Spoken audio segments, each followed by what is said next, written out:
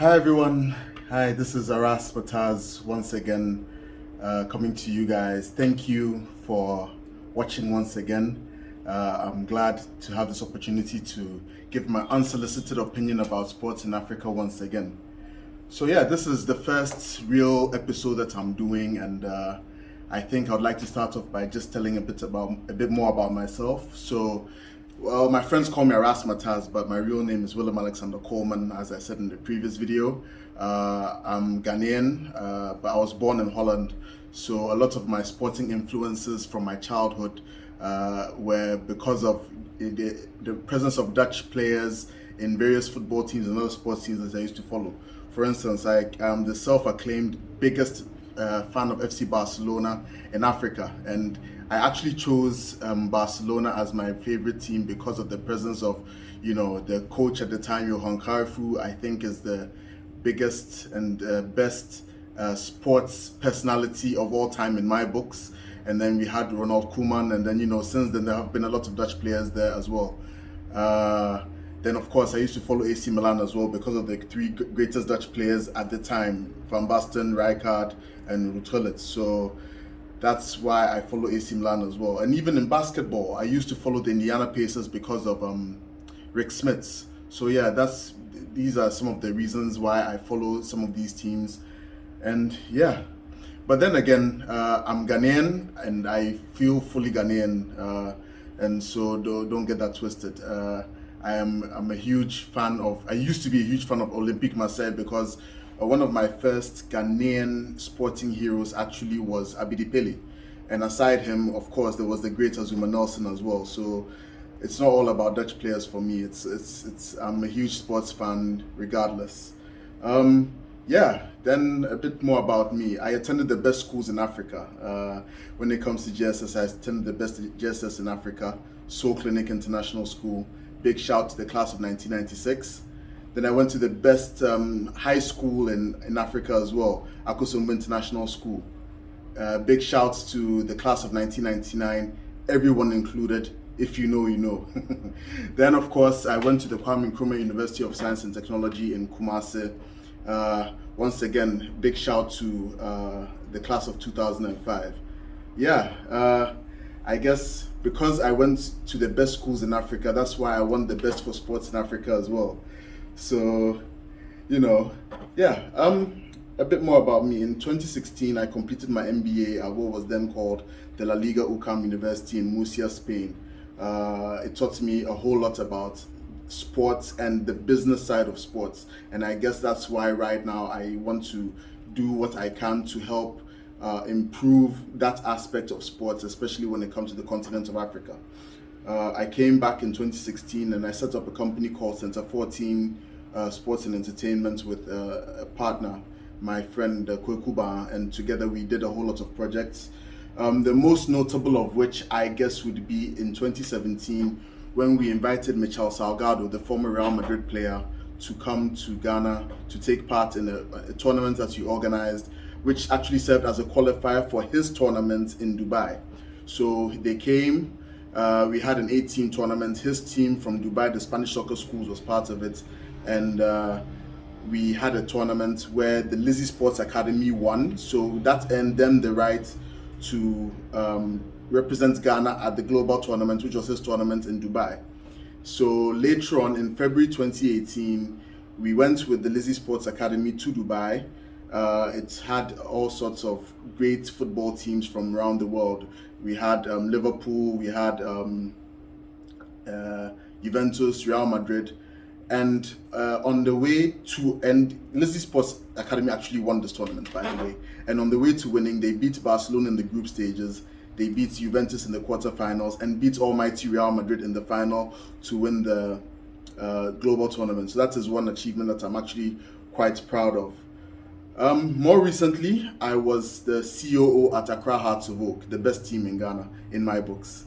Yeah, I know a lot of people have something to say about that, but yeah, I was a COO there, and I was there for pretty much a season, and this past season, and as everybody who follows football in Ghana knows, Hearts of Oak actually did the double, so it was a successful season for us. Now I'm back on a mission to do what I can to help play my part in making getting more participation and investment for sports in Africa. So basically, that's what I am here to do now. Yeah, from a personal point of view, sport on the continent matters because Africans we face many challenges, and I believe that sport could help address many of these challenges. We tend to write off sports as mere recreation, but if taken seriously, it could solve a whole lot of problems in Africa. Socioeconomic challenges, I mean. For example, health, education, and it can actually even help achieve some of the sustainable development goals of the UN. For instance, goal number one, to end poverty by 2050. Yeah. If we take sports more seriously, like if we're able to get more people to participate in sports, not necessarily professionally, but even, to help get them get an education, it could help pull people out of poverty. And that's one reason why I think that sports on this continent really, really matters. A whole lot of things need improving. But firstly, I think what we need to change is the mindset. Sports really is not a waste of time. Like people over here tend to think a lot. Sports is very important. I remember, back then I'm quite active on social media, especially Facebook, and it looks like most of the time what I talk about is sports. And I've had people pass comments quite disdainfully that all you do is talk about sports as if sports is nothing. But and I've also had an instance where people actually argued about sports journalism, saying that sports journalism is the lowest of the low when it comes to journalism. I totally disagree with that because I'm yet to see other journalists with the verbal dexterity of the Ray Hudsons and the Peter Drurys and the Kwabena Eboas. When they talk, when they write, it's simply magical. And I don't think that if it was something low or something that was not worth paying attention to, they would do it with the ease and the magic with which they normally do. So yeah, if sports, in my opinion, was taken much more seriously on this continent, just sports alone, like if maybe we take a country like Ghana and we focused more on sports than we do currently, I am of the firm belief that we won't be where we are today, because sports alone isn't an isolated sector. It opens up a whole lot of economic activities, and so if, for instance, we focus on sports, it could open up a lot of avenues for other people, because there's a whole ecosystem around sports. And that's one thing that I want to also focus on. That's one of my missions, to create like a proper ecosystem that works, so that it opens up other economic activities, so that we can take people out of all sorts of challenges that they have socioeconomically. Yeah.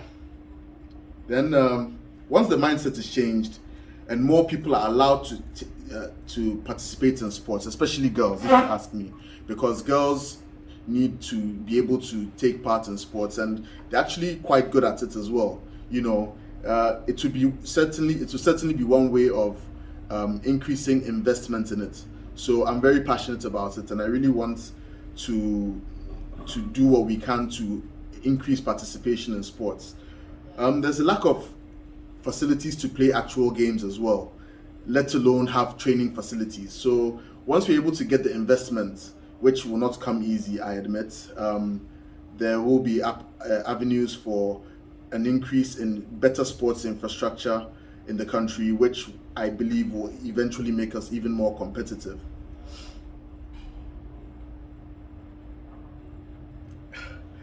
I boast zero sporting talent. I admit I am not good at any sport. I used to play football back in Holland, but I wasn't the best at it. But I've had the training and the experience, not just here in Africa, but also in Europe and the Middle East, to know that we deserve much better as a continent.